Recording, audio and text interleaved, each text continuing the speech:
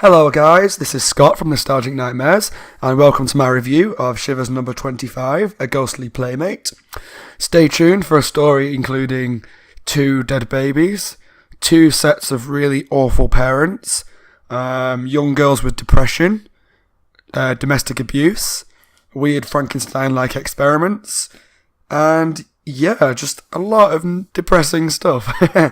I'll get into the story pretty quickly because I don't remember this story from when I was young, so I don't have a lot of expectations of it.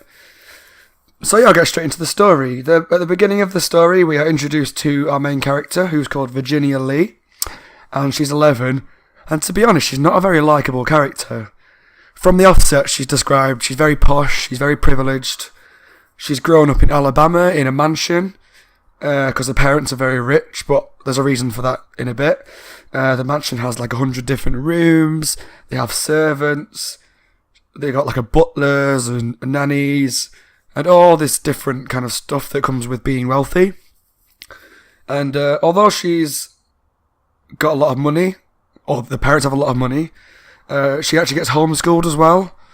So Virginia's actually pretty lonely, she doesn't meet a lot of other children.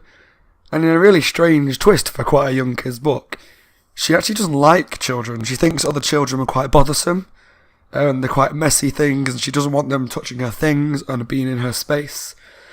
And because she's not used to being around kids, she's obviously used to being around the wealthy and the upper class, the higher class. She really dislikes other children because she sees them as like lower than her. And yeah, she's really not a very likeable character, but at the same time I kind of understand that it's probably not her fault, it's the way she's been brought up. And the one thing I do have to point out is, I get that she's posh, and I get that she talks very privileged, but that's probably not the right way to describe it, but in the first kind of 2-3 chapters, maybe 2 chapters, she constantly says, as if the writer wants us to keep reminding us that she's posh, she constantly says, "I do declare." Like, I don't know if any of you have seen The Office with Steve Carell, the American version of The Office, but there's an episode where he holds a murder mystery party in the office, which is pretty funny because my friend does a murder mystery party every year, which is basically where you all have to dress up as a different character and you kind of reenact a story, and then someone dies and you go all given different clues. You have to basically act out this scenario to find out who's the killer.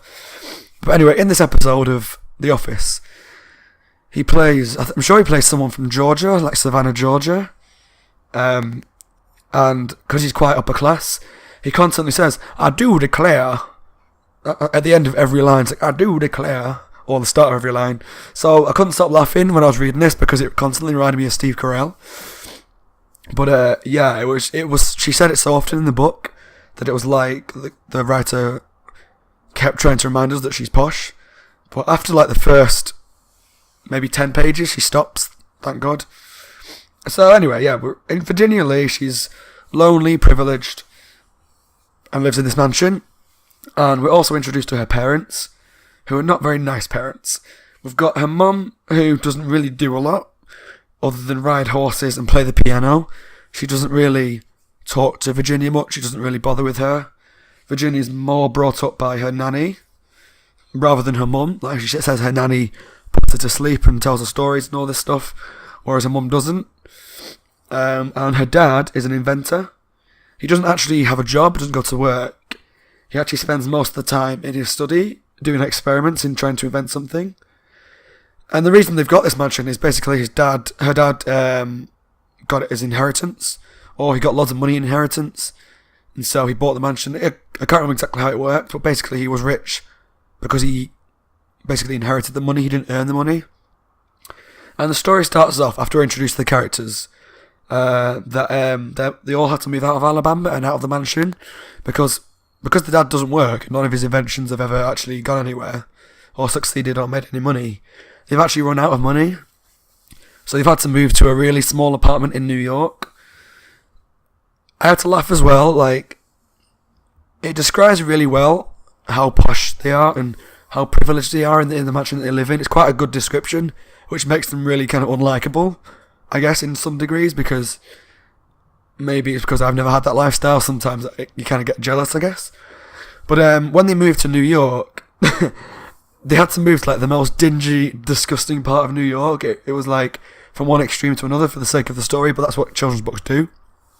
So from this giant mansion, they moved to like a really dingy apartment, and when they're outside the apartment, it's all like dirty streets. There's litter all over the floor. There's like neon lights flashing, which you get in like the seedy parts of New York, I guess. And all these sirens, and there's police cars wailing past, and there's a drunk guy who walks past and starts like weeing on the floor. And they just moved to this really awful part of New York. And the building manager, when they get there, is really rude. Like, they knock on the building door, and he like leans his head out the window, or she does. I can't remember if it's a he or a she. And she's like, "What do you want?" And she's like, "No." She says, "Who the hell are you?" And she's really rude to them, and they're like, "We're trying to move in." And they kind of like begrudgingly let them in, even though they live there. It's such an extreme that they live from one place to another, which in some ways works really well. It's very convenient that they had to go from such an extreme to such a bad extreme. But I guess that's, for kids' books, you have to kind of make things as stereotypical as possible, I guess. Particularly for younger kids, because that's how they identify things. Like, if you want them to see a really bad apartment, you have to be in like a really dirty area, really rough area, and kids will kind of identify with that. And so they get into the apartment, and it's described as really small. There's maybe 5 rooms, there's a couple of bedrooms with like a kitchen, living area type space. Anyway, I keep rambling. Anyway, so they get into the apartment. Virginia's really unhappy, and it's like a nice description. You can kind of understand why she's so down. I mean, she's got bad parents, and now she's living in this really horrible area and had to move away from the one person that really cares about her, which is her nanny. And it describes how she's got like a really horrible bed. It's really lumpy. It's not even like her bed. You have to just kind of wait for their belongings to be delivered. And then in a really dark moment, it starts off okay. Like, it describes how when she's going to sleep that night, or she's trying to go to sleep, she's lying in bed and she hears all this noise from outside. Like, it's a contrast from when she lived in the countryside in this mansion. There was, all you could hear outside was maybe animals during the night. But she's moved to the big city, there's sirens, there's people shouting. And I read out this one line which really shocked me. I mean, I genuinely was shocked. Okay, so it's on page 17, and the line goes, "I heard a man shout suddenly, his voice punctuated by 3 sharp slaps. A woman cried." Now, you can't tell me that is not domestic abuse. There is no way that description is not about the man next door slapping his wife. I mean, I was genuinely surprised when I read this, because I tend to read these books when I go to bed.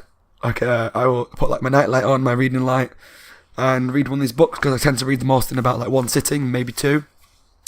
And I was literally sat there for a couple of minutes, like staring at the page, like, has this kid's book that's designed for like 8 to 12-year-olds really put a description in of a man beating his wife? I mean, I was genuinely surprised. I mean, I don't know how the author got away with it, because obviously if you go through an editor must pick that up. I mean, it's kind of vague enough for a child not to really know what it means, so that might be why, but I was genuinely shocked that they put that in there. So she's living in an apartment next to some guy who's beating his wife, which is great. Luckily, that never really comes up again. That's not like a separate storyline. It just genuinely was a small moment in a couple of words that really shocked me. Anyway, so they moved into the apartment for a little while, and she starts school pretty soon after, but she's getting bullied at school because she's got this really kind of like southern, higher class accent. She talks very eloquently, and she uses all these phrases that like kids from like the rough area of New York have never heard. She just doesn't get on with them. They laugh at her. They laugh at the way she dresses, because she's obviously very old-fashioned and very high class. So she's got no friends at school now either.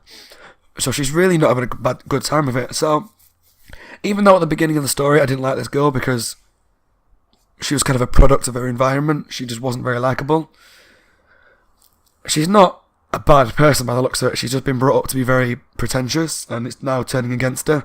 Now, thanks to the parents not going out and getting work, she's had to deal with bullying.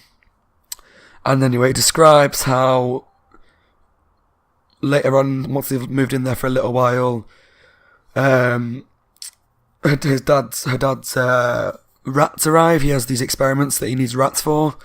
So his rats arrive in the post, and her mum's, I keep calling him, I don't know why, I do apologise. Her mum's piano arrives, and they have to like take out a window or a wall and basically like pull their piano up in like a crane type thing. And there's this weird moment where Virginia's like watching the piano being lifted up and sees the cable start to snap, and she like dives downstairs and she lunges at her mother because her mum stood underneath where the piano's going to be dropped so she can direct it. So the cable's snapping and the cable's about to drop, and she lunges towards her mother, dives out of the way with her mum, and the piano drops. But there's like a safety cable, so the piano doesn't actually drop very far. There's like a protection so that it doesn't fall. And what really annoyed me at this point is the mum goes, "Oh, thank heavens my piano is safe," and kind of walks off. She gives no kind of thanks or anything or recognition to the fact that her daughter pretty much thought her mum was going to die and saved her life. It's really, really horrible. Like she's not a good mother. And I forgot to mention before, particularly about the dad, is it's pointed out that Virginia, another reason she's so down is because her dad never calls her Virginia. He always kind of pats her on the head and calls her Caroline and then ignores her. Because he's so busy with his experiments. He keeps calling her Caroline, and it's explained in the next kind of chapter why. But she's got these parents who not only ignore her and don't thank her for trying to save their life and move her away and all this kind of stuff, but they don't even call her the right name. And given, it's just, I started to feel really sorry for this kid. The next chapter basically explains why they call her Caroline. Virginia said when she was 3 years old, her mum and dad had another baby. And the baby was called Caroline, and it was like the last time that she saw her parents being happy and being a family. And they were like overjoyed, they were really supportive of Caroline and Virginia, they were really close, and they just a really tight-knit family. And she describes how she remembers helping the parents like decorate the nursery and all the affection they showed for not just the kids but for each other. Whereas now they don't talk to each other really.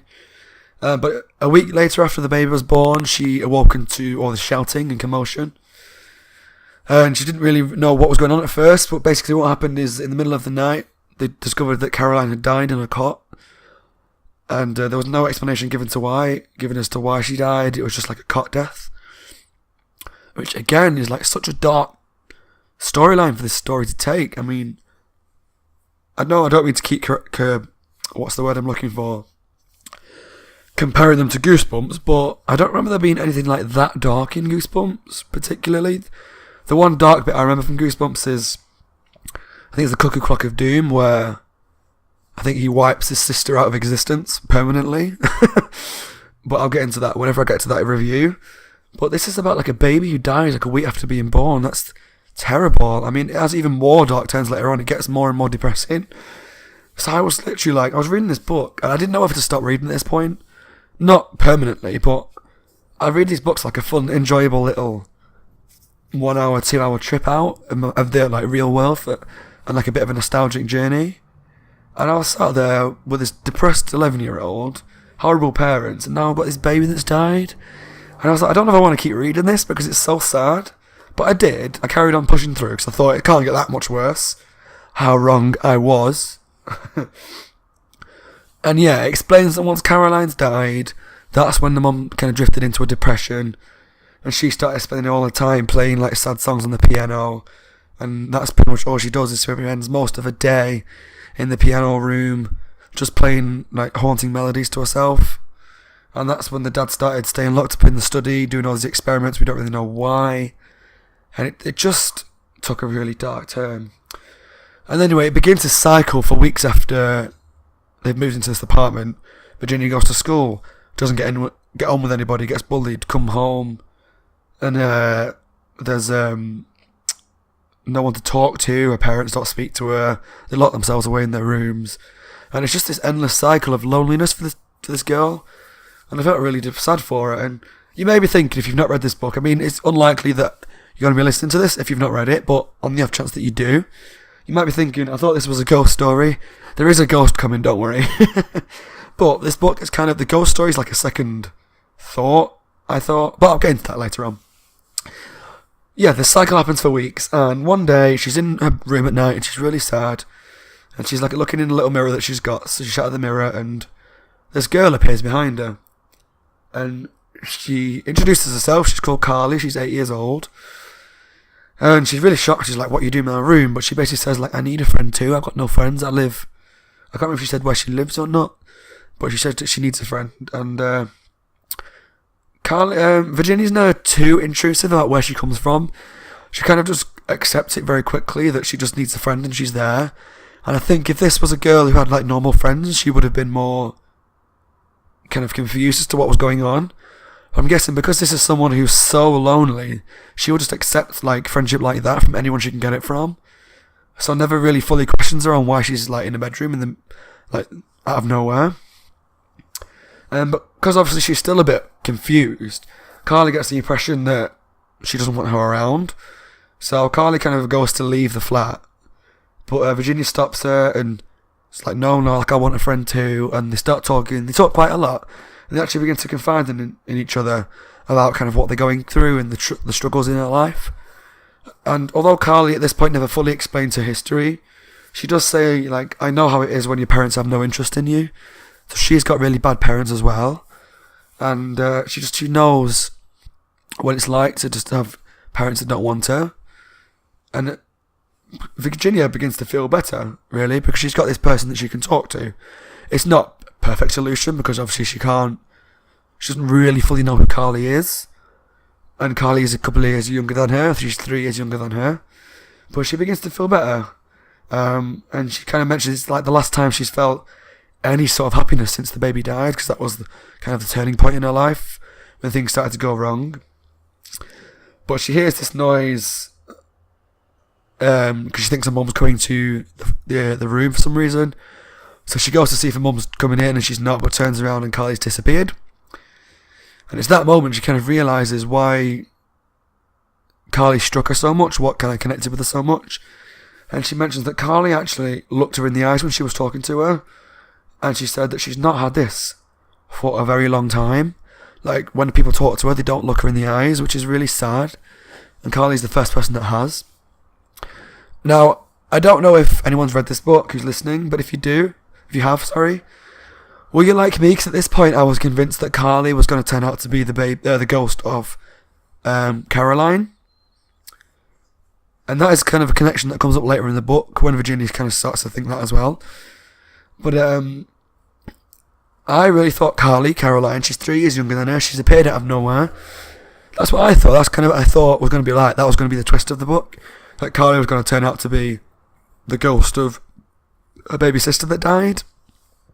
Did you think that as well? Let me know if you did.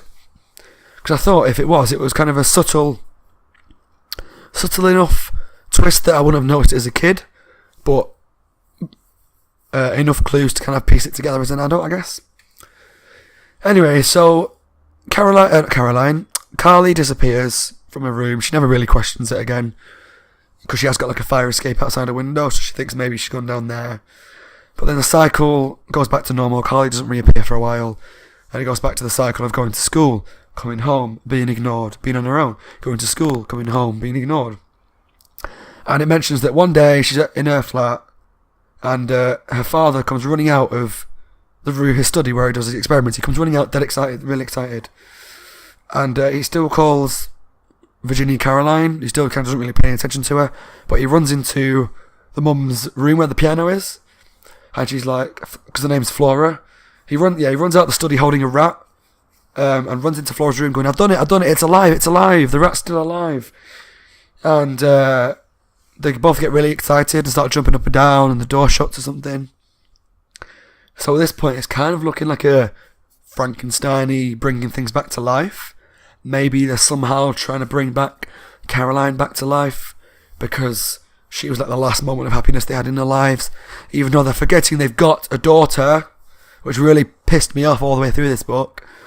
But that's what I thought. Maybe they're trying to bring Caroline back from the dead somehow. But it's not long after he's run into the room dead excited that he comes back out of the room, he's gone back to being really sad, really depressed, and Virginia notices that the rat in his hand has now died. And it's a really haunting part where it mentions that she can start hearing her mum start to play the haunting tunes again on the piano. And it's just really sad. Like, I don't really know what was going on at this point. I know what I thought was happening. But, yeah, he's got this weird experiment going on. We're not really sure why. I obviously thought it was about bringing Caroline back from the dead. But later on, Carly actually returns for the second time.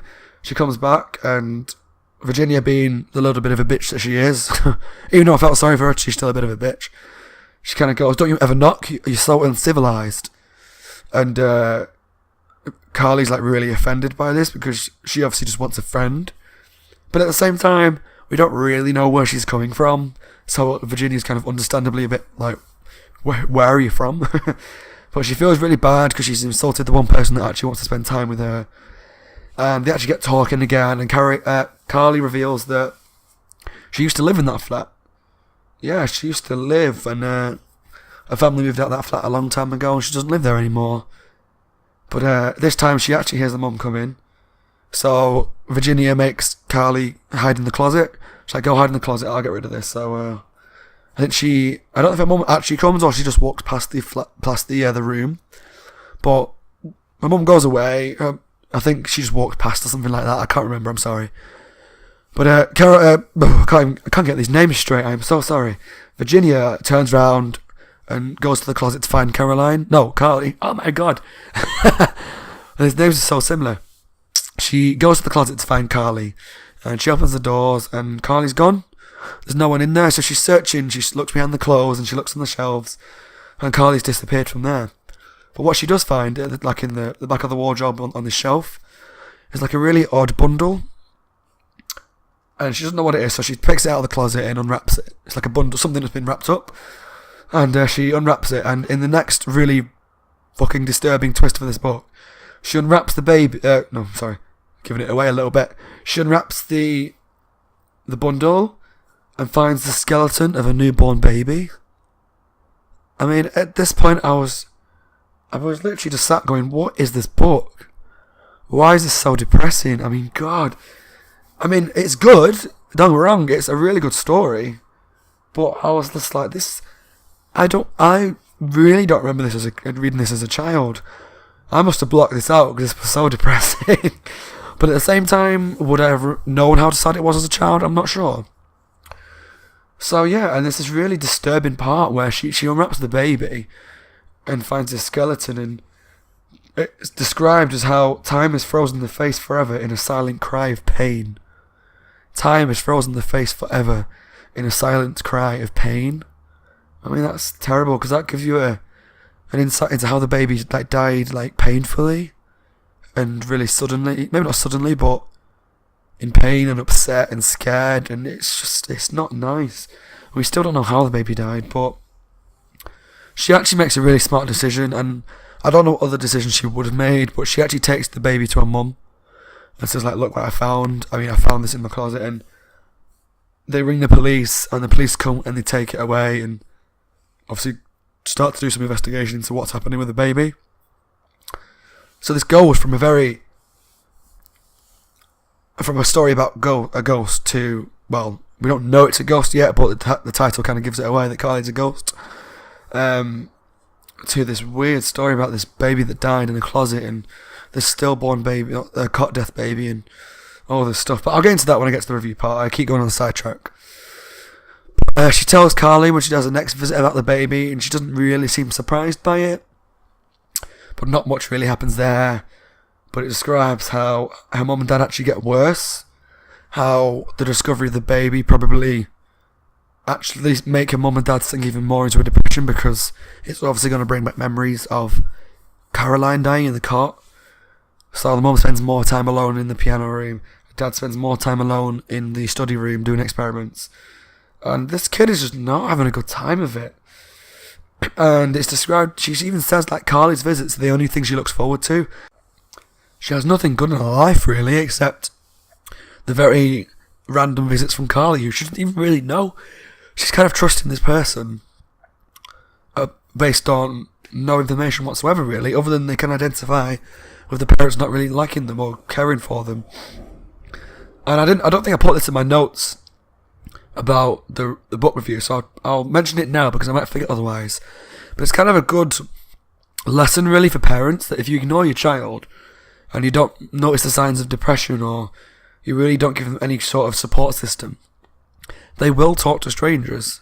They will go and trust people that they shouldn't trust, or maybe not they shouldn't trust, but they might meet people that they maybe should be a bit more wary of because they've got no other kind of support in their life. And it's kind of a scary tale about, and a message about, kids who trust adults that they shouldn't trust, and the crime that goes on in the world. Like, sometimes that happens because these people who target young kids target kids that they know have no family or friends, or particularly family, because family really define most of your life most of the time. And it's like a really important message that is kind of subdued in this book that I never thought about until now, about parents ignoring the kids and the kids going off with God knows who. Well, yeah, it's dark. And anyway, back to the book. Carly's visits are like the only good thing she's excited about, and Carly starts to open up to her more and begins to tell her a bit more about her backstory. And she does actually think at one point, "Are you my sister?" And she actually comes out and says, "Are you my sister? Are you Caroline? You're 3 years younger than me," which Caroline was. "You're called Carly, short for Caroline. Are you my sister?" And she's like, "No, I'm not your sister." So I'm actually quite impressed. I was impressed with that part because I thought that was the obvious twist that was coming. And they ruled that twist out about halfway through the book, I think it was. So I was impressed. I'll try and get to that again in my review. But yeah, Carly opens up and she says she was born on the floor of the bathroom in the flat. Her mother lost her job, so she was a bit of a layabout. They weren't really they were a really poor family. They didn't have a lot going for them. And the mum lost the job, and then the dad lost his job as well, and he became a bit of a drinker and spent most of their money on beer, and they had a really bad lifestyle, and how they were living off benefits and off the government, which is not necessarily a bad thing. Sometimes that happens to families.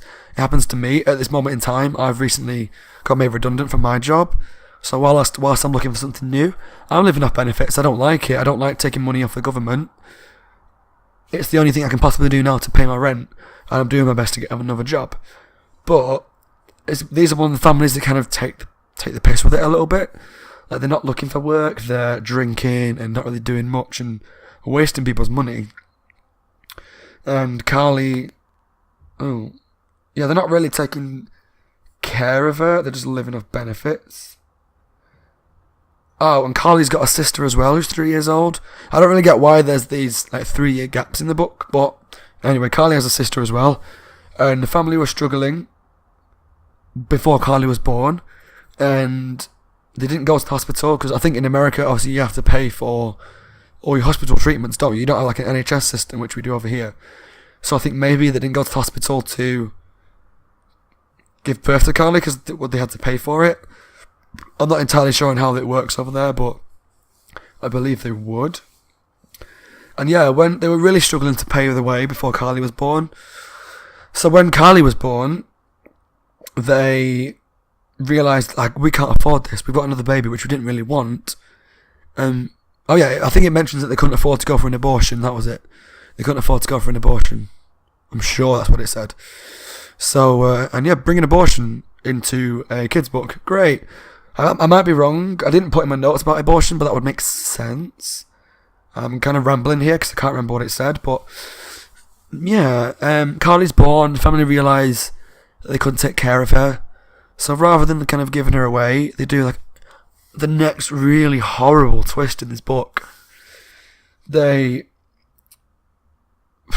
don't even like talking about it. It really affected me. This part really made me sad. And I don't even like saying it, but they realised they couldn't take care of Carly, so rather than giving her away, they wrapped her up in some blankets and they put her in the closet, packed up, moved away, and they left the baby to starve to death in the closet.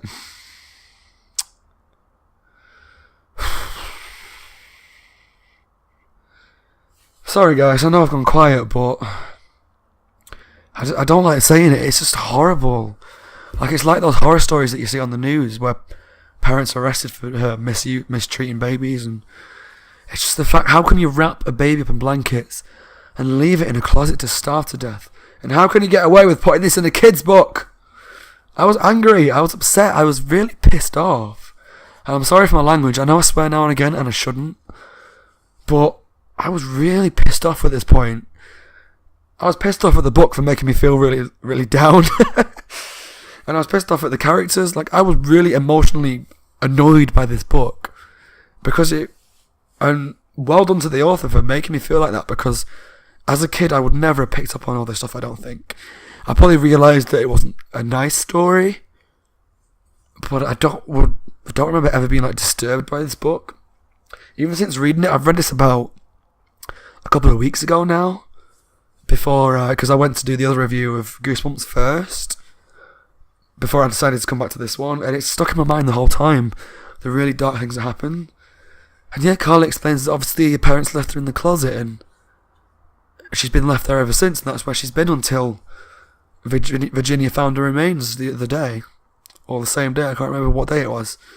But yeah, it's not nice. Yeah, so they talk about that for a while, and then it moves on to a different day. I'll try and be a bit happier now. It's a book. I'll try and be happier until I get to my review, at least. So it moves on to a different day, and the police sergeant who's looking after the case comes. He's called Chester Preston. Just to give me another tongue twister, Sergeant Chester Preston. He comes to the or the apartment, sorry, as you say in America. He comes to give an update on the case of the baby, but says there's no leads. They've been looking for people who might have some sort of a knowledge of who the baby is, but there's no leads on it. And I think it's Virginia who asks about, do you know how the baby died? And they said they don't know how the baby died. They know it's a baby girl. And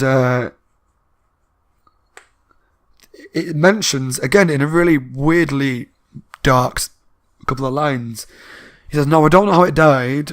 We did experiment, not the experiment, that's the wrong word to use, kind of like an autopsy, I guess. And he says, oh, there was no breaks in the bones, there were no broken bones, there was no holes in the baby's skull, and reels off these things that could have been wrong with her. And I was like, oh my god, it's bad enough that we've got a baby skeleton, but we have to listen to things that might have been wrong with her, like broken bones and holes in her skull. Jesus, man, Jesus, MD Spencer, what are you doing to me? And yeah, so there's no update on what's going on yet, and I can't remember whether Virginia feels like she can't say anything because Carly's obviously a ghost or not, because she never really seems shocked by Carly being a ghost. She never really says much, I don't think. It's kind of, I think she kind of realised by that point that something was going on with Carly that wasn't kind of normal. So Carly comes for another visit, and they talk about the detective and the investigation into the baby, and Virginia mentions she hopes that they find someone who kind of cares about the remains, and they find out who it belongs to.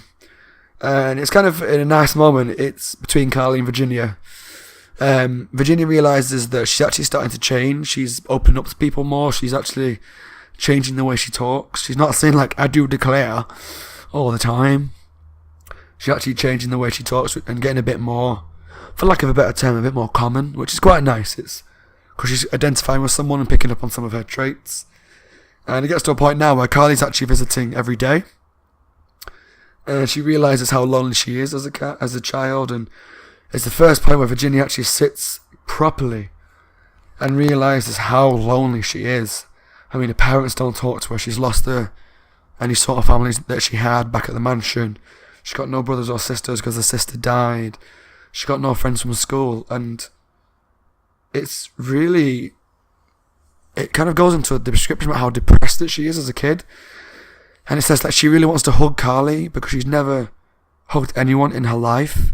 And that is so sad, because she's an 11-year-old girl. She should be getting hugs from her family all the time, and even from her friends, that she should have friends, but because of the lifestyle her parents have made her have, she's never connected with children.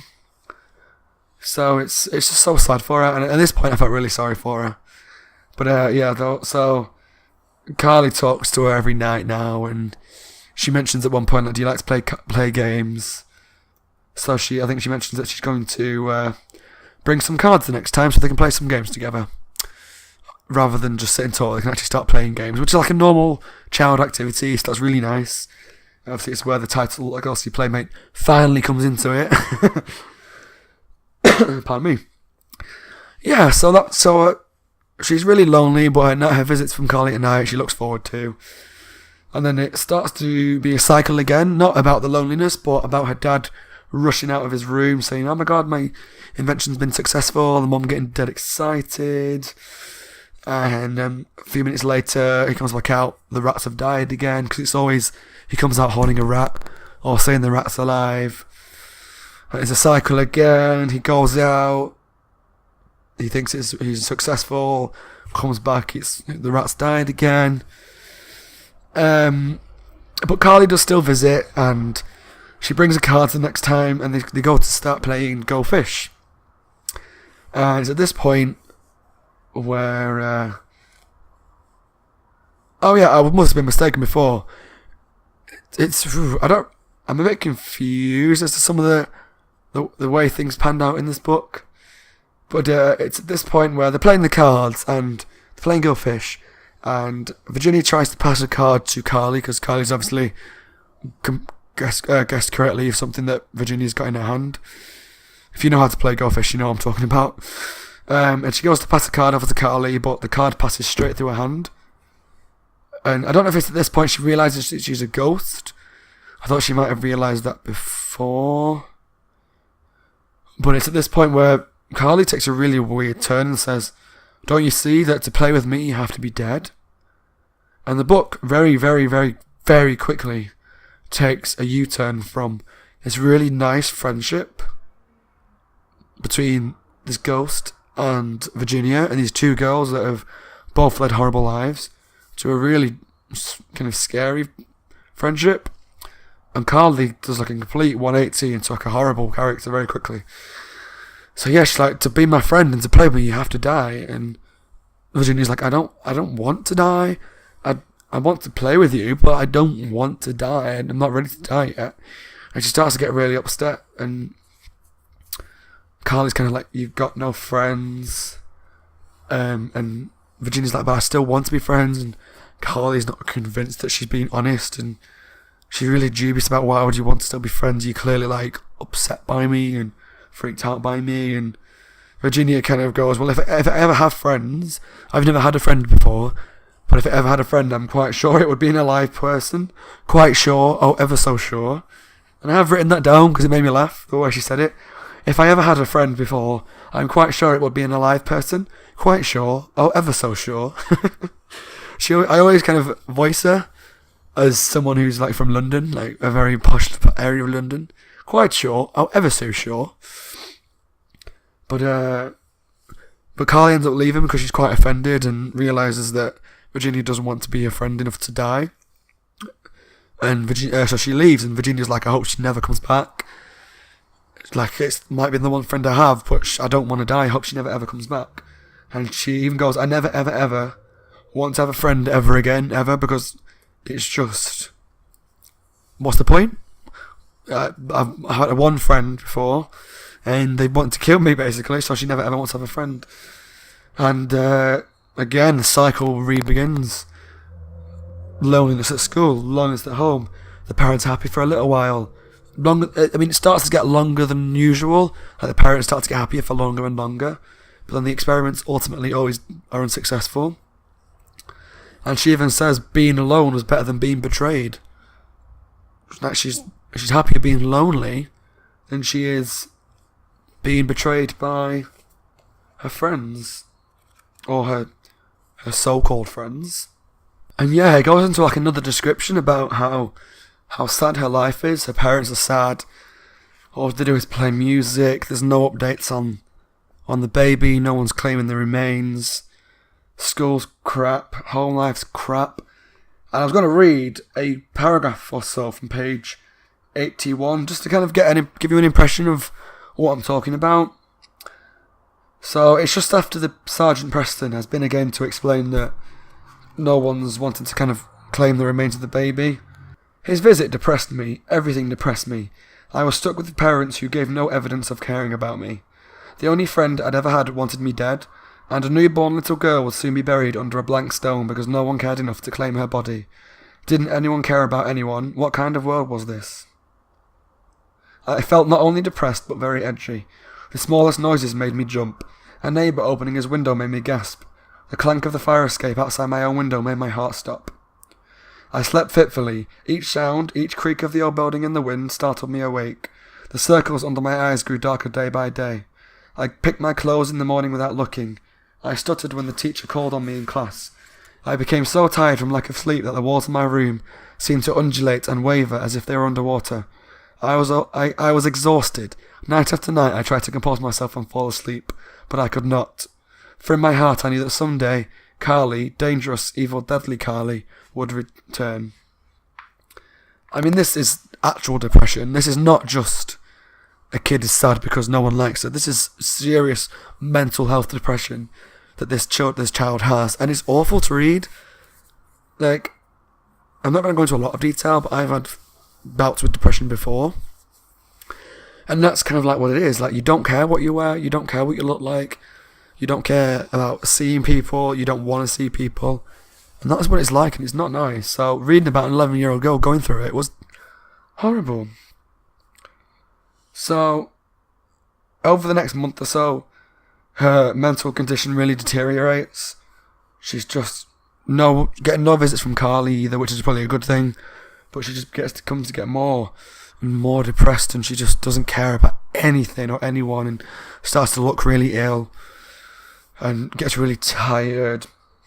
But then one day, it all kind of changes out of nowhere in a way that is actually kind of similar to depression as well. Like, I don't know whether the author's had a history of depression or just knows a lot about it, but basically one day she goes out to school or something, and it's like a really bright, warm, sunny day. There's like birds chirping, and it's just really bright, and other people seem cheery, and it kind of changes something inside her. There's like a little bit of a mood change. She starts to become a little more optimistic and dragging herself out of the depression, which is realistic, because in depression there's no cure for it. There's no way that you just snap out of it. There's nothing that no one can say or a pill that no one can give you that just gets over it. It just kind of happens, and it's like that one day things just start to seem better. And so it was nice that finally this girl was kind of beginning to get out of the depths of the depression that she was in. And yeah, so funnily enough, she finally gets a good night's sleep, but guess what happens that night? Carly reappears. Carly finally reappears. And she actually screams when she first sees Carly, but does the music that Mum's playing stop? No, because her mum doesn't care, because she's awful. And she tries to scream again for her mum, but Carly explains that no one can see me except for you. You're the only person that can see me. But she mentions how Carly's gone from this like normal looking girl, and she now looks very white. Her skin's very pale and very loose and very wrinkly, and she looks kind of older and really like a ghost, and like a dying really. And Carly explains that she can do one thing or the other. She can either look like a normal girl and appear to everybody, or she can make it so that only Virginia can see her, and she looks kind of old and horrible, I think. So she can only do one or the other, and she's like... And it's just this really weird thing which starts to bring in kind of like lesbian tones. And that's not me like reading into it, it does get really weird. She says, I still want to be your friend, and I want to know if you've ever been kissed. And there's this weird sequence where Carly tries to kiss Virginia, and I think I might have been reading into it the wrong way, because it's probably not in like that way that she wants to kiss her. But Virginia basically explains that she has never been kissed by anyone before, like not her parents or anything like that. So she really freaks out. She's like, I don't want to be kissed by a ghost who's trying to kill me. And she kind of realises that maybe if she kisses her that she's going to die. Yeah, and Carly's like, I would like to kiss you just once. So whether the authors is trying to bring in some sort of sexuality into the storyline, I don't know. Or maybe it is just Carly trying to get someone to join her in the afterlife. I'm not sure. It was weird. It was a strange little thing. But Virginia pushes her away because she can, because she's all like haggard and old. She can actually be touched now. So that was it. She can either look like a normal girl and can't be touched, or she can look how she does look, like really horrible, and they can touch her and she can kind of fight with Virginia. So Virginia pushes her away and Carly gets really offended. I thought you were different. You were like different from other people. And then she disappears, and in quite an adult thing, Virginia actually understands that Carly's manipulating her, which for an 11-year-old is quite brainy, really. She understands that Carly is trying to make her feel like she deserves to be only Carly's friend, and that maybe she is being horrible, and that no one likes her, so the best thing for her to do is go with Carly. She understands that that's not right, and that Carly is manipulating her, which is a really adult concept for Virginia to wrap her head around, so it was good. And anyway, the Carly disappears, but again, the depression hits Virginia. And the dad comes running out again the next time, saying, I've got it this time, I've got it, the experiment's alive. And even though Virginia doesn't know what it's for, she even goes, what's the point? I'm never going to feel hope ever again. Yeah, this is a really cheery book, kids. Really cheery. And she gets hit with depression again. She goes to school and it's really rainy. Anyway, skipping forward. We're getting towards the end now, don't worry. She's in a room and Carly reappears and pulls her into the room, and again she screams for help, but the music continues and no one pays attention. Carly actually tries to kiss her to kill her. Virginia runs away. She runs into the closet and shuts the door behind her. In like probably a really scary moment if you were a kid. She shut herself in this closet with Carly outside, and she like backs up and Carly stood behind her in the closet. So she runs out of the closet, runs towards the door of her bedroom trying to run out, and Carly appears in front of the door to block her escape. This is like a horror film now. She runs towards the window where the fire escape is, and Carly reappears there. So literally everywhere that she goes, Carly reappears. There's no way she can get out of the bedroom, and she keeps trying to convince her that the best thing for Virginia is to come with her and to join her in the afterlife. The best thing, she's never going to get happiness in this life. And she's like, we'll have so much fun, we'll be friends forever. And Virginia, being a smart 11-year-old, even if a very depressed 11-year-old, knows that this is not right. And she realises that at this point, like, Carly is 8 years old, and she can touch her now. And she's 11, she's taller, she's older. She can probably take her in a fight. So rather than keep trying to run away from Carly, she actually kind of runs straight at her, head on, and tackles Carly to the floor. And as Carly's a bit confused and rolling around on the floor, Virginia actually manages to escape from the bedroom, escapes from the apartment, and runs down the stairs in the apartment complex. As she's running down, she actually bumps into the sergeant detective. And as they enter the apartment, the dad comes running out of his room again, saying, Flora, finally got it. And the sergeant's very much like, you've got a very interesting family. But he actually wants to talk to the Virginia alone, because he realises that from past visits, the parents don't care what he's talking about. And probably he realises that they're getting worse and worse, and realises they're not good parents. So he's like, can I talk to you alone? And that shows how bad the parents are. Like, they see, the dad runs past Virginia with a sergeant detective in their flat and pays no attention to them. Anyway, the cop sits her down and basically says, look, I've done as much as I can for this baby. No one wants to claim her. But we've arranged, the police department have arranged like a funeral for her. The least she deserves is a funeral service. And he kind of says, do you want to come to it? We thought you found the baby, you might want to come. So she's like, yeah, you know what, I'll come to the service, even though she knows it's Carly. So, no. Right, no, I've been wrong all along. We never realised that Carly was the baby, right. Carly tells the story of the baby that's in the closet, but we never realised until the end part that it's her. Well, it's kind of obvious, but Virginia never knows until after the funeral, that Carly's the baby. Right, I'm okay. Right, I get it now. So anyway, she goes to the funeral because she feels sorry for this abandoned baby. And it's a really nice day, and there's a lot of description about the coffin and the service, and how she drops like a red rose onto the coffin as it drops into the ground.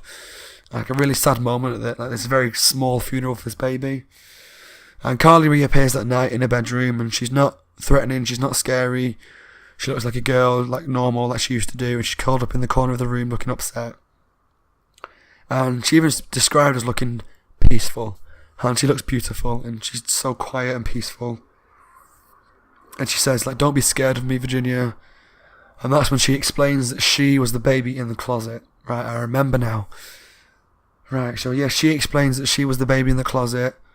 Her parents had her for 3 days before her parents had her, and then she got abandoned straight away. And she lived in the closet for 3 days before she starved to death.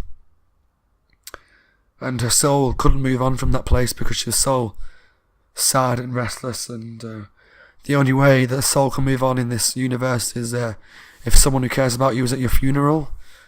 And she says that no one knew that I was dead, no one cared that I was dead. No one could come to my funeral because there wasn't one, obviously. Parents just disappeared. I was left in the closet to die.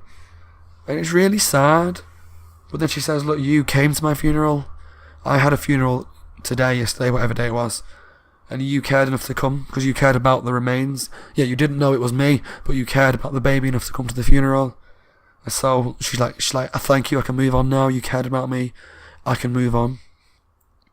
And then she disappears. She finally moves on. Her soul finds some sort of comfort and release.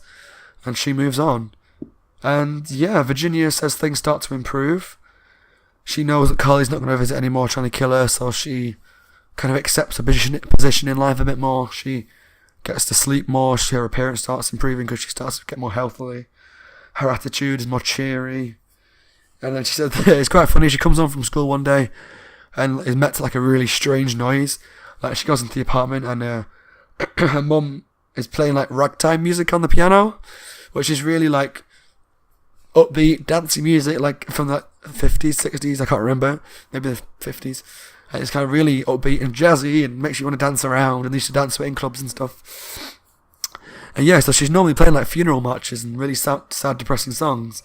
And now she's playing like really like ragtime things, and she goes into the room and her dad's dancing around the room and they're shouting like, woohoo, and dancing around, and she's like, what the hell is going on? This is like really scary. And her dad actually notices it and calls her Virginia, which was like such a little moment in the book that actually made me really happy. Her dad calls her Virginia and it runs over. I think her mum runs over to her and gives her a big hug. And they're like, we're so sorry for how we've been to you. We've been horrible. After Carly died, we just couldn't get over it. We were so sad, so heartbroken, and so distraught by the death that we couldn't really care about anything. And we're so sorry that we were horrible parents. And she's like, kind of like, why now? Like, what's happened? What's changed? And she says, you're about to be a sister again, and her mum's pregnant, which very, very strange. Like, when did the mum and dad have sex? I didn't really get it. I thought maybe they probably have like sex of an evening, if for like to kind of comfort themselves in that kind of like the moments of sadness. They might have kind of found some sort of closeness in having sex with each other, or maybe they were trying for another baby. I don't know. But the mum's pregnant. They're finally happy, which is still a bit of a kick in the face for Virginia. Like, they're only happy now because they've got another baby. But anyway, so yeah, and she's kind of like, how are we going to afford another baby? Like, we've just moved to this flat. Well, we moved to this flat months ago now because we had no money. How can we afford another baby? So Dad's like, my invention was successful, and he finally goes into what the invention was, which wasn't some weird Frankenstein-like experiment like I originally thought. But he basically explains that the experiment that he was working on was to stop what happened to Caroline. Caroline died when she was a week old because she just stopped breathing. There was some sort of thing that happened, like it happens with a lot of babies, where they just stop breathing for no particular reason. So his experiment was to come up with an invention that I don't know how it works exactly. It never explains, but it basically it kind of notices when the baby stops breathing, and an alarm starts to go off when it notices that the baby starts breathing, and the machine automatically starts to work on trying to resuscitate the baby until some sort of help arrives. So it's basically like a normal baby equipment, really, that kind of monitors its healthcare and monitors to make sure it's breathing. And he's finally got one that works and managed to kind of sell off the patent for it. And there's a company that's actually going to pay them millions and millions of pounds for it. And he's like, and the final bit of the story is they're finally moving back to their mansion, and everything's going to have changed. Like, we're never going to act the same way we acted this time. We're going to move back. We're going to get the nanny back. We're going to get the family back that we had. We're going to be a close family again, and we're going to have this new baby, and everything's going to be perfect. And that's how the book ends, where Virginia's like really excited about how the life's going to go back to not necessarily normal, but better than normal, because it'll be the normal that they had when the second baby was born, or just before the second baby was born and just after, where there'll be a family again. It'll be a close-knit family rather than just Virginia and the nanny and the mum and dad doing their own thing. So yeah, that's the end of the book. No twist. Just a really happy ending for them all. I'm going to guess now. I've read 3 of these books. I've read number 2, 4 and 25. And none of them had a twist at the end. So I'm going to guess that this series just doesn't have twists like Goosebumps does. So I obviously can't review the twist or comment on the twist if there isn't one. Yeah, so I'm just going to assume that there isn't one. And I'll just mention it in the future if there is. Okay, on to the open plot points. I was a little confused about the baby that was in the closet, because surely it would have some sort of smell. Because if for lack of a better term, it is a corpse that's been there for a number of years, so surely it would smell like really, really bad. But there wasn't a smell. It's just like a little detail that's overlooked. There's not a lot to talk about really on this book.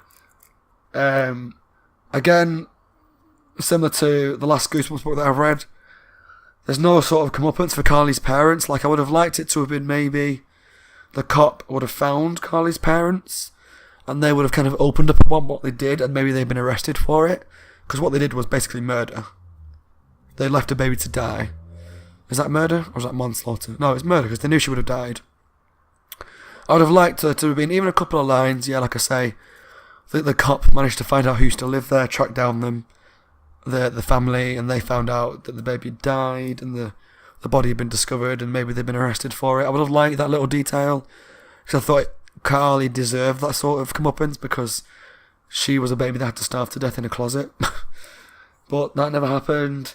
And the only other thing that I really picked up on that was kind of strange was the invention that the dad makes at the end is really like revolutionary. Yeah, it's really great that there could be this invention that notifies parents of, or notifies emergency services when the babies stop breathing and tries to kind of resuscitate them. But how does it do that? If it's in a position where it can find out if the baby's breathing and start to do basically CPR to resuscitate them, then surely the baby will have to be inside some sort of machine or attached to some sort of machine. So it sounds really uncomfortable to attach this baby to this machine that can kind of press on the chest. But it's kind of a little detail that I'm kind of nitpicking here, because there was no major kind of plot holes that I saw, other than the baby not giving off a smell, because the corpse of the baby would smell foul after so many years. But yeah, it's quite a lot. There's not a lot of open plot points. It's pretty well solid, this book. I was quite happy with that. Okay, next subject is bad cliffhangers. Oh, my least favourite cliffhanger will be chapter 17. Let me flick to it. 17. Yeah, the last line of the chapter is they're playing cards. She realises that Carly's a ghost, and Carly says, "Don't you see," she said, "to play with me you have to be dead." And the reason why I'm using that as my worst cliffhanger is because this book didn't have a lot of cliffhangers that were like, there weren't any fake outs, there were no cliffhangers that weren't followed up on.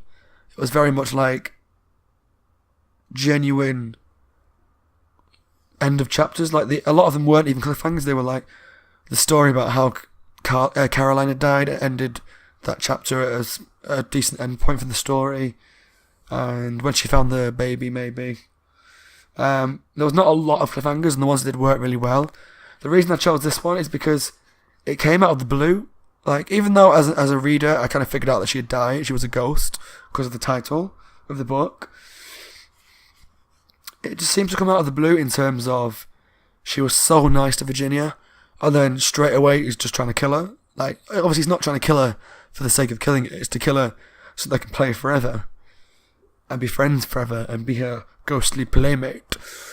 But it was so out of the blue. Like, it wasn't like she kind of slowly drip fed it into her so that Virginia saw it as a viable option. It was just so came out of nowhere.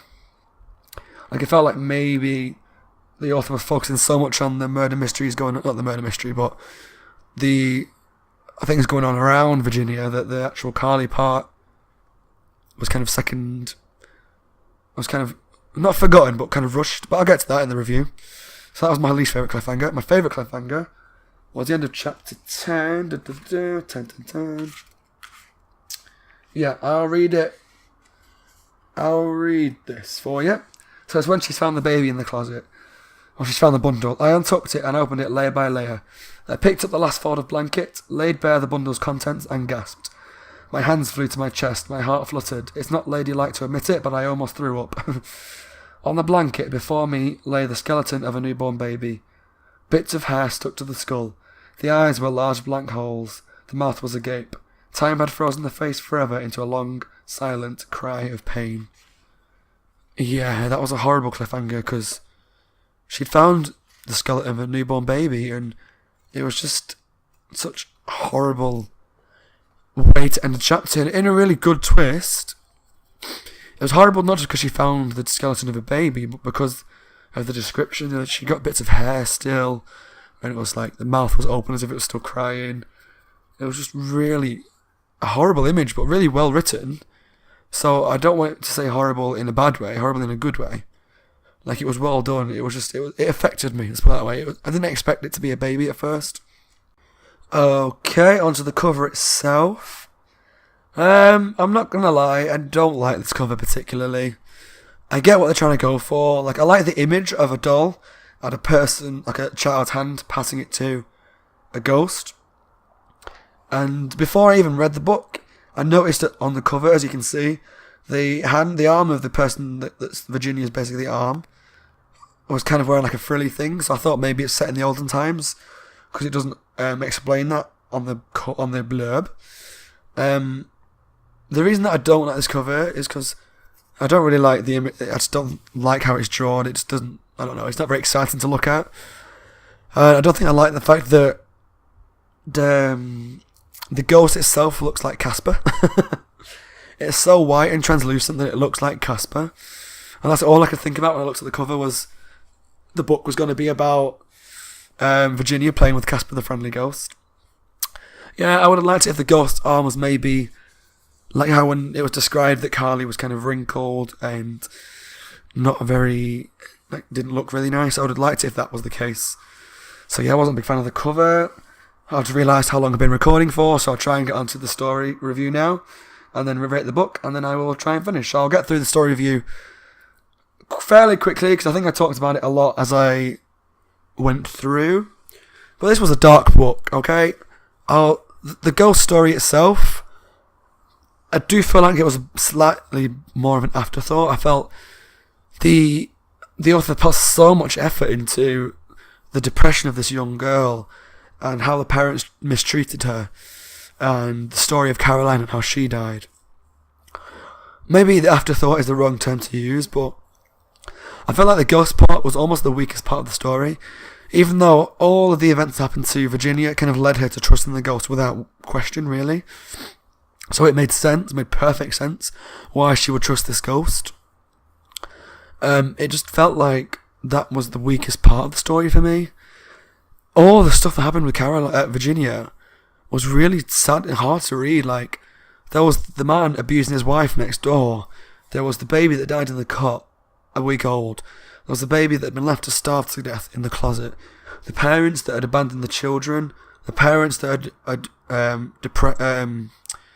wouldn't even talk to their child and called her the baby's name that had died. Wouldn't even give her the time of day. She got bullied at school. She had no friends to talk to. It was so dark, like really dark. I mean, it's hard to review this book because it's hard to see the ghost part through the depression of what was going on. And I mean that in a good way, like it was well written, but I would never have read this as a kid and been able to pick up on everything that happened. Like I would have thought, if I'd have read this as a kid properly, and maybe I didn't read it properly, but I know I've read it because I have read them all, but none of it rung any sort of bells in my head. So maybe I just blocked it out of my head. Maybe I was like, no, my child brain can't handle this. I'm going to tune this out. But it was so dark. But it was really interesting for a kid's book to take that approach. And I would recommend anyone who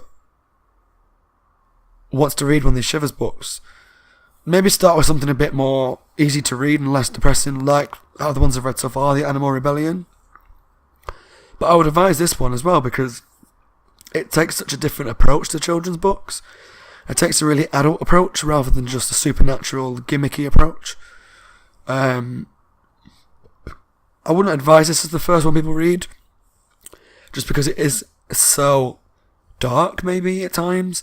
Don't get me wrong, it's a children's book, so it's not going to be, maybe not written as well as maybe, I don't know, say like a Stephen King book, or some other world-renowned author. Because it's a kid's book, I'm not here to judge the writing. I don't care about how well it's written. Because if it's written well, it will affect me. If it's not written well, it won't affect me.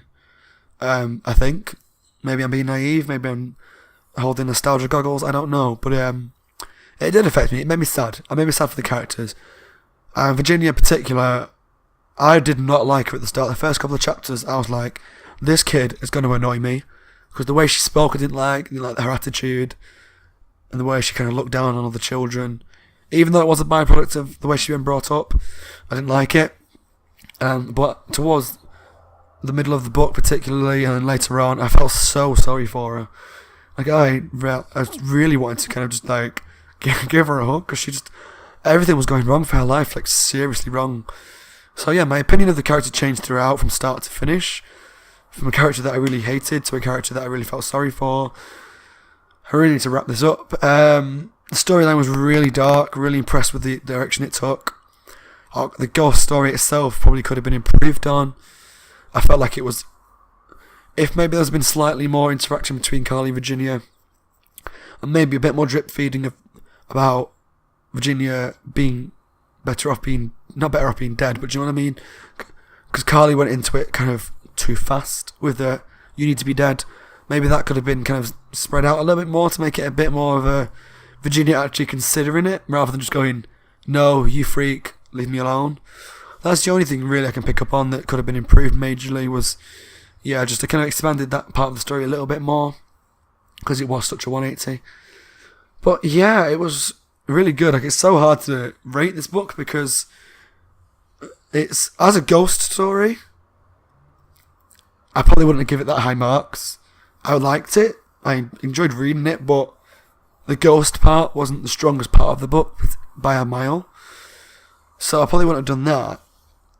But looking at the mystery surrounding the baby in the closet, which yes I know is tied to the ghost, but I mean like the fact that there was the skeleton and the police investigation into it, and how the police confides in Virginia about it even though she's 11, so maybe that's not necessarily legal enough, I don't know.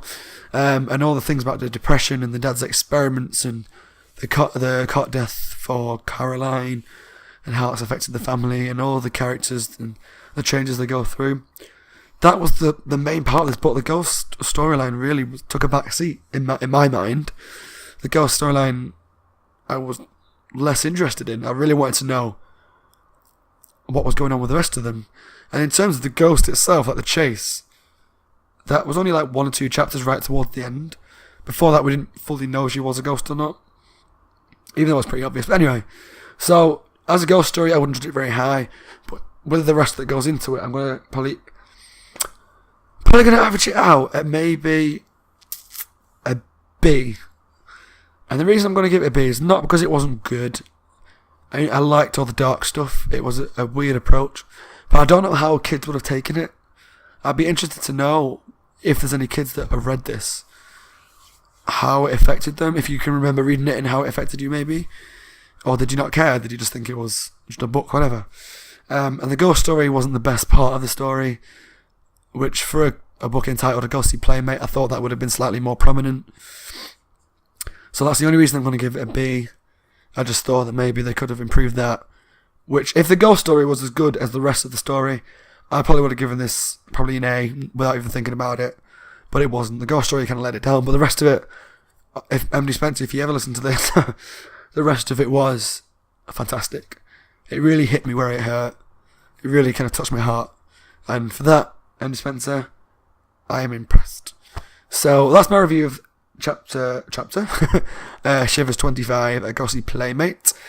I don't know what Shivers book I'm going to read next. I haven't pulled a piece of paper out of the thing that I pulled from. The next book I will review, as I mentioned at the end of my last review, it's going to be Goosebumps Horrorland number 2, Creep from the Deep. And then after that, it's going to be a Ghost of Fear Street. And I have pulled from the Ghost of Fear Street thing. And I do know which one I'm going to be reading. I can't remember what number it is off the top of my head. But it's one of the later ones, and it's called The Creature from Club Laguna. So that's the one that I'm going to start with. And yeah, so until next time, guys, please leave a comment if you have read the book and want to have a discussion about it, because I think this book in particular probably has a lot of things that you could probably talk about and discuss because it's such a dark book. But yeah, please leave a comment if you read the book, like and subscribe if you like the review. Follow me on Twitter, the link is in the description below. It's at Nostalgic Nightmares without the vowels. So at NSTLGCNGHTMRS. So until next time, guys, take care of yourselves, and I will see you in the next review.